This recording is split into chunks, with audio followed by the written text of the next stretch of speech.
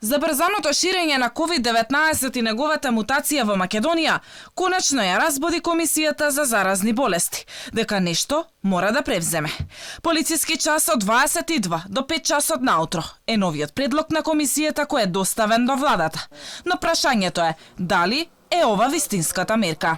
Јавноста врие, не се задоволни од истите. Доколку предлогот го помина владиниот филтер, полицискиот час ке стапи на сила од среда и ке трае најмалку 2 недели.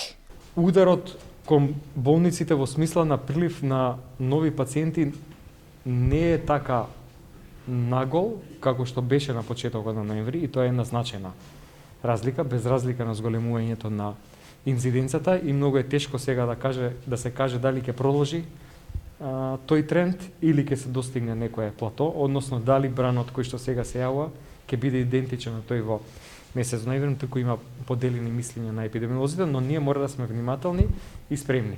Додека се чека исходот од владината седница, на терен ситуацијата е загрижувачка.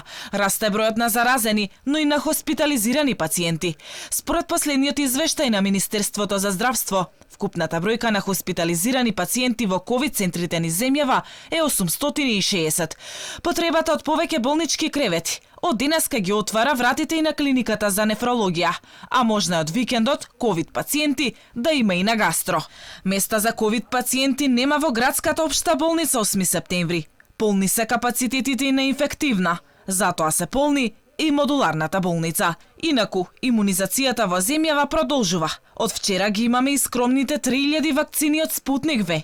Вакцинацијата со овие дози ќе започне во среда. Ние уствари сме спремни за почетокот, значи спремни тимови, обучени тимови, што вакцинираат и во модуларната болница, што вакцинирале овде, имаат искуство некои од докторите повеќе од 30 години.